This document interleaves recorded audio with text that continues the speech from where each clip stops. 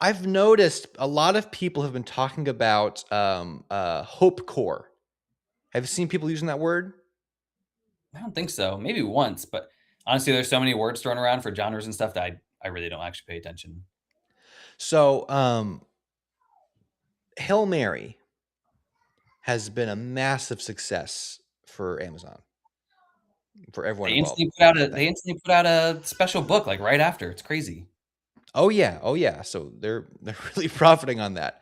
And the key thing, because I'm looking at sci-fi like as a whole, because I want to do some sci-fi stuff. So I'm paying attention to what people like right now, and I look at what people don't like. So you look at like Star Wars. There's a new Star Wars movie coming out in a few weeks. Did you know that? I didn't. But is Star Wars sci-fi or is it? It's outer space and aliens. I But mean, is it? technically, I would say it's fantasy, technically, Yeah, but sci fantasy maybe, it but looks like sci-fi. sci-fi. There was recently that new Star Trek show that nobody watched. That they Except for the got Trek. canceled. Sorry, Trekkies. The Trekkies watch it. Yeah, yeah. Solar punk. What's solar punk? Oh A yeah, genre to motherfucker. mirror dystopian. It's hopeful. Yes, yes. So this is what I'm trying to get to. Hail Mary, I think, works so well. What people didn't resonate that it was a smart sci-fi. People didn't resonate saying it was exciting. People didn't. It was a good story. The good story, good characters. It was fun.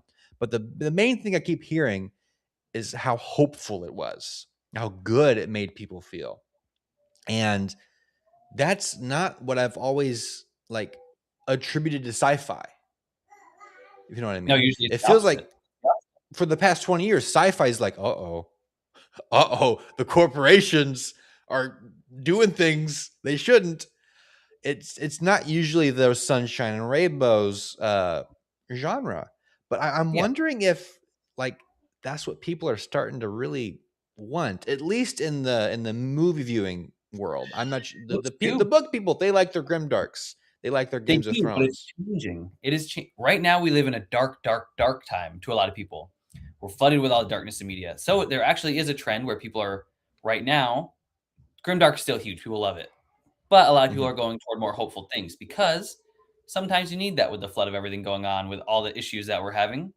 Some people want hope, and I think it gets to a point. Everything's in equilibrium, right? You can only swing the pendulum so far to the negative before people are like, okay, I need a little bit of hopefulness. I need a little bit of want and happiness. I mean, I think I haven't seen Hail Mary yet, Project Hail Mary yet, but I think like Interstellar, there's a hope to it. There's a also both great actors, Matthew McConaughey, Ryan Gosling. You can't go wrong with Yeah. Ryan Gosling. Got a beautiful face. He's got a beautiful everything. He's great. Um, would love for you to be on the show, Ryan Gosling, if you ever watch.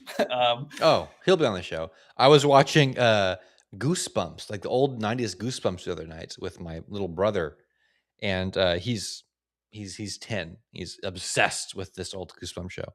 And we were watching it, and this little kid is, a monster of the week with a kid, basically. I was like, that kid looks very familiar.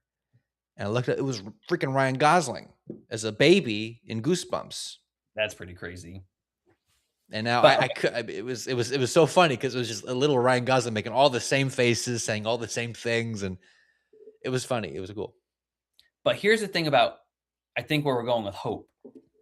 Look at you. You mentioned Star Wars. Look at the Star Wars movies. Pretty negative. Not a lot of hope. Little glimmers of hope. Not a lot. You look at the Mandalorian. It's full of hope and beauty, and people really, really went to that. I think Yeah. the Mandalorian, what the Mandalorian represented, how he represented. I think people really went with that, and I think because we mentioned Star Trek as well, I think Star Trek has a lot of hope in it. I think there's a lot of faith and hope in the Star Trek world. Yeah. And you look at Especially Dune, classic Star Trek. Classic Star Trek just felt so nice. right? It was just it was pleasant, And you look Modern at Trek, I've Dune, only seen a little bit of it, and it kind of went like when Batman went dark with The Dark Knight and Christopher Nolan. It kind of feels like everyone was like, "Ooh, that's cool." So Star Trek kind of went down that route. Um, Star Wars went down that route a little bit. The new movies are a little bit darker. Everything kind of went a little bit darker. It kind of became not as cool to be, hopeful and fun. I think it's where Stranger Unless Things you're, went wrong too. I think Stranger Things tried to be really dark in that last season. I think they thought that people were moving toward that, and I think it worked against them. yeah, yeah. And I think there's I don't know, maybe Project Hail Mary is a real Hail Mary in the sci-fi universe. You have it put up against something like Dune. Very different movies, obviously, but Oh Dune, yeah, and then yeah, Dune is heavily. just like Dune is like so. Hail Mary is like mac and cheese, really good and warm and filling. Dune is going to be like a freaking like a Stale steak, Dorito. Oh, yeah, steak okay. with like a sophisticated meal. Like, oh, we're going to sit down. We're going to talk about this meal afterwards. Uh, yeah. So I don't know. There's definitely room for both, but Oh, I sure, think of course. there is definitely an overabundance of one of them. And the thing is, if you can capitalize on that, there's always room for both, first of all. It's whether you have that perfect balance to strike in there. There's always room Yeah. for the depressing and the optimistic, the pessimistic. There's always that room. And if you can kind of counterweigh each other, if you can shoot something like Project Hail Mary out there between Dune 2 and 3 and let people be like, "Oh, I want to get down. I need something to lift me up," right? That's what happens. You Mhm. go to the gym, you work out, you're tired, you're like, now I need something to get my energy up. Give me a snack. Same thing with movies or books. So, in the sake of time, do you have anything else to say about Project Hail Mary? Because I think our Just subject, that I really liked it. It's yeah, very okay, fun.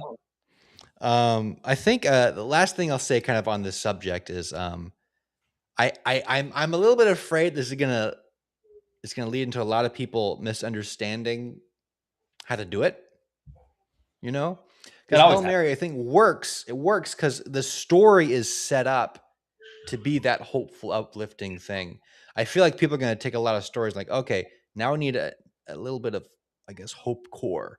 And what is hope core? And AI tells me what hope core is. Oh, I need this, this, this. So we might get some really cheesy stuff in the future that kind of just feels like it's a little bit, out of touch. That always happens with the hype train. Grimdark, same thing. Now I got to kill everybody. Then you have people killing their Yeah. whole cast, and you have it just happening, and it doesn't have any impact. You have Hmm. people Hmm. being miserable, but the misery is not something you can compare with because it's just blatant misery.